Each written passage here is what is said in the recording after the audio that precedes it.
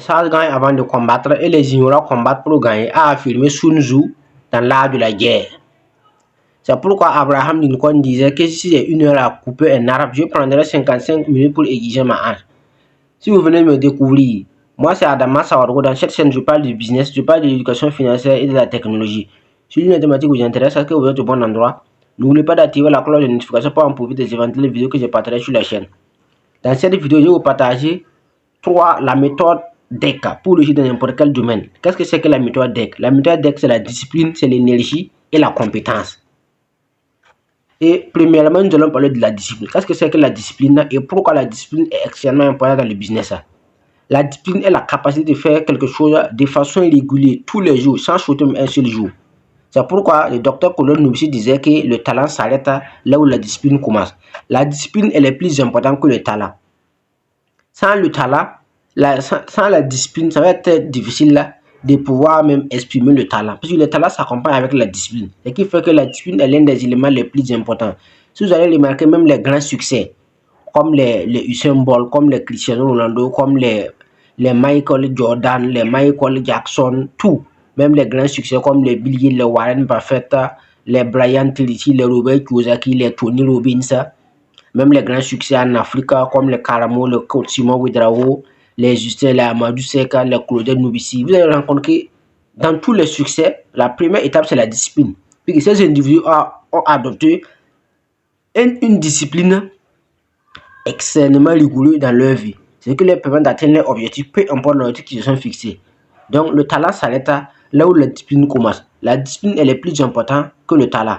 Donc la première étape de la méthode DEC est la discipline. Et la deuxième étape maintenant est l'énergie. Est l'énergie que tu dégages. Quelle est l'énergie que tu dégages? Parce que l'énergie que tu dégages va jouer sur tes résultats. C'est pourquoi Nikola Tesla disait que si tu veux avoir le secret de l'univers, pensez en termes d'énergie, de fréquence et de vibration. Nous sommes des êtres vibratoires. Nous attirons à la fréquence où nous vibrons. Donc, ce qui fait que peu importe l'endroit, si le plan énergétique n'est pas suffisamment travaillé, c'est pourquoi on change d'entraîneur, pourquoi on change de coach. Il y a un coach qui est là, et puis le club n'a pas de résultat, et puis on change, et puis l'autre coach vient, et puis le club décolle. On a vu l'exemple de Real Madrid, quand Rafael Benitez est parti, et puis Zidane est venu, le Real a remporté la Ligue des Champions. Or, quand Benitez était là, rien n'allait. Ça veut dire qu'en réalité, même Benitez, même sur le plan énergétique, il n'était pas suffisamment préparé pour tenir un club comme le Real. C'est fait l'exemple du Burkina Faso, quand le lieutenant-colonel Paul-Henri Sandaogo a pris le pouvoir, qu'est-ce qui s'est passé? Rien ne bougeait. C'était toujours la même chose. Or, pendant quand le capitaine Traoré a pris le pouvoir, regardez comment le pays a décollé. Sur tous les plans, sur le plan économique, sur le plan social, même sur le plan diplomatique, c'est-à-dire de la géopolitique. Le Burkina Faso est l'un des pays actuellement qui s'impose. Voilà, on ne négocie pas, on ne s'appuie pas sur une puissance. On impose. Voilà, c'est une relation qui s'impose. Pourquoi? Parce que le leader là a une fréquence qui vibre, le leader a une fréquence qui vibre à un autre niveau.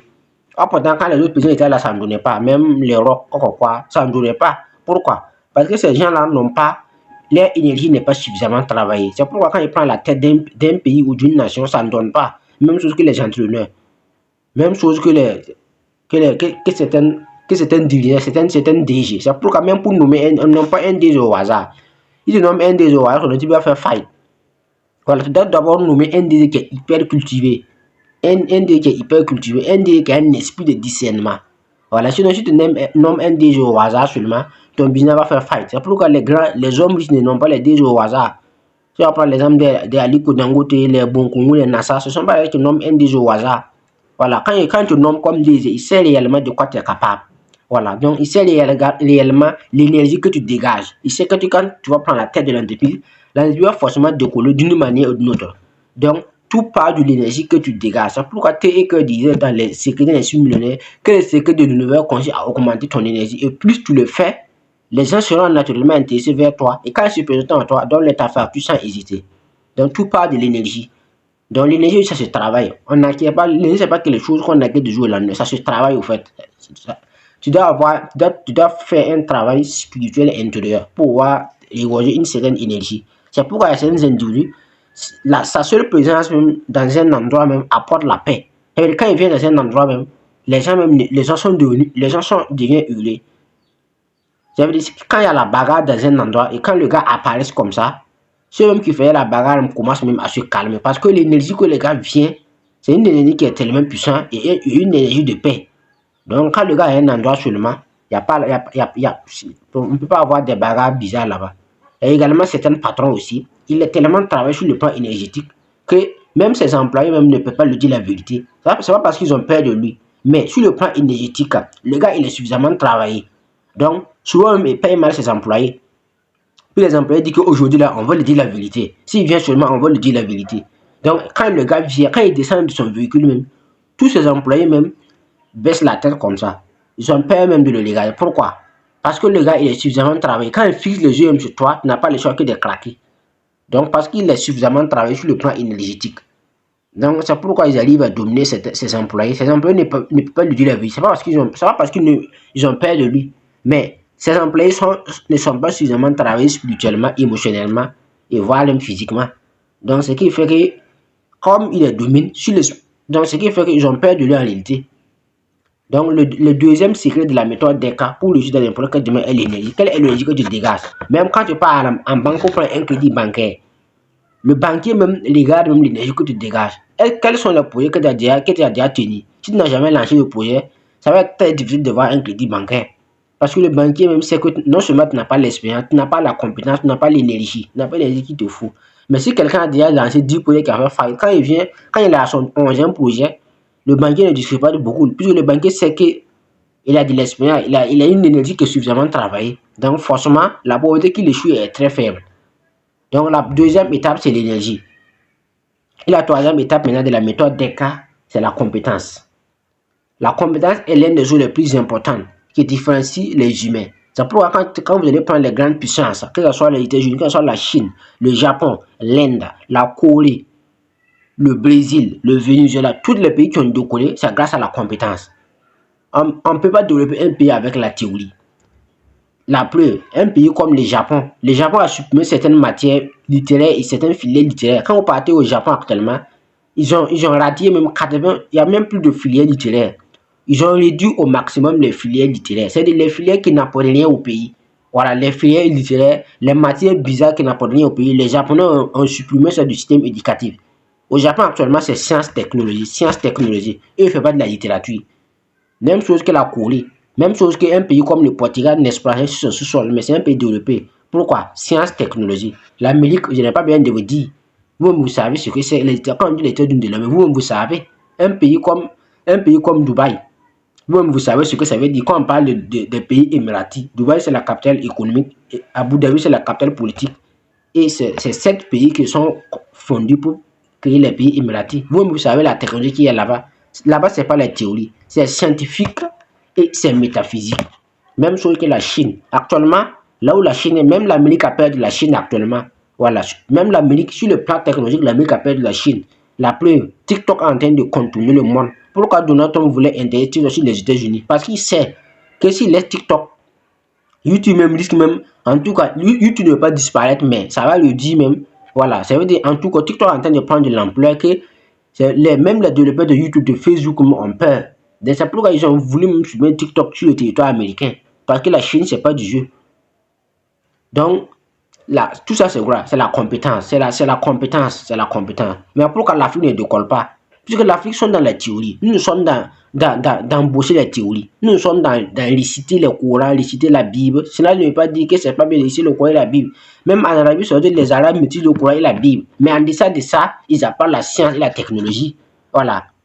Est-ce que vous savez que le pèlerinage, demandez-vous comment les Arabes font pour pouvoir assurer la sécurité du pèlerinage? Puisque lors du pèlerinage, c'est plus de 5 millions de personnes qui viennent en Arabie Saoudite. Ce sont des millions de personnes qui viennent. Comment les Arabes font pour assurer la sécurité du pèlerinage? Puisqu'ils ont adopté un logiciel Pegasus qui est d'origine israélienne. Voilà, c'est à travers le logiciel Pegasus que les Arabes arrivent à sécuriser la sécurité, puisque la ville de Riyad est codée. Même un simple épingle que tu portes même pour venir en Arabie Saoudite seulement, la technologie va détecter ça. Tout ça, c'est de la science. Voilà, c'est pourquoi Albert Einstein disait que la science sans la religion aveugle et la religion sans la science est boiteuse. Donc, pour vous faire comprendre que même les Arabes qui maîtrisent bien le Coran n'ont pas le choix que d'adopter la technologie, la science même pour pouvoir fonctionner. Puisque ça sera impossible de fouiller des millions de personnes. Il faut une technologie extrêmement redoutable pour pouvoir faire ça. Donc c'est ce que les Arabes ont compris. Donc c'est pourquoi ils hébergent, puisque Pegasus, ça c'est Microsoft qui a hébergé ça. Et à travers Microsoft maintenant, voilà, que les Américains ont envoyé ça. Puisque vous savez que les Arabes et les Américains, ils travaillent ensemble. Voilà, c'est parce que vous ne savez pas. Sinon, ils travaillent ensemble en bas. La pluie. Quand on dit Aramco, c'est quoi? La plus grande pétrole, la plus grande industrie de pétrole, ça veut dire c'est Aramco. Aramco, ça veut dire Arabia and American Company. La compagnie arabe et américaine. C'est ce que ça veut dire. Donc, ça veut dire qu'ils travaillent ensemble en bas. C'est sur le plan visible maintenant qui dit que les Juifs, quoi. Sinon, ils travaillent ensemble. Donc, pour vous montrer que la compétence, c'est très important. Même les pays qui sont religieux, ils n'ont pas le choix que d'apprendre la science et la technologie. Donc, pourtant, l'Afrique, ce sont les quoi? Ce sont les grands plieurs, les grands liveurs, les grands diplomates, les grands francophones, les grands anglophones. Je veux dire, les grands connaissent, et on connaît tout. Toute la théorie, l'histoire même de la Seconde Guerre mondiale, les Galilée, les Pythagore, c'est bien. Il faut apprendre les Pythagore, il faut apprendre les maths, c'est bien. Mais il ne faut pas rester dans les petits maths là. Il faut aller au niveau de la maths qui évolue. Voilà. Les maths que la Chine appelle, c'est de la science évolue. Mais notre maths que nous faisons ici en Afrique là, c'est une maths même qui peut tenir même pauvre. La preuve, moi j'en connais des gens. Pourquoi le professeur de mathématiques c'est rare. De la 6e en terminale, c'est un seul professeur de maths que moi je connais qui a acheté une voiture. Sinon le reste là, c'est comme tu le sais. Voilà, sinon c'est un seul professeur de maths que moi je connais. Sinon le reste des professeurs et des PC là, mon frère, c'est la galère. Pourquoi? Parce que les maths n'évoluent pas, les PC n'évoluent pas. Donc, pourtant, pour la Chine, ça évolue. Pour l'Inde, ça évolue. Pour le Japon, ça évolue. Pour l'Amérique, ça évolue. Donc, dès lors que votre compétence n'évolue pas, il faut s'adapter à l'évolution du monde. C'est pourquoi Elon Musk disait sur sa partie qu'il faut embrasser le changement si l'alternative est un désastre.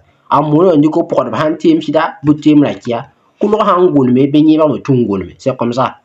Donc, la troisième étape, c'est la compétence. Rien. Vous ne pouvez pas atteindre un certain niveau sans la compétence. Tous les pays qui ont arrivé à imposer leur volonté au monde ont d'abord acquis la compétence. Exemple, il y a Dubaï, il y a Singapour, il y a même la Chine qui est un exemple illustratif. Donc la méthode de première étape, c'est la discipline. La deuxième étape, c'est l'énergie. Travailler sur toi-même, sur le plan intérieur. Et la troisième étape maintenant, c'est C, qui est la compétence. La compétence est très importante pour pouvoir atteindre un certain niveau. C'est à Adama Soro, si vous voulez, et il connaît le chemin.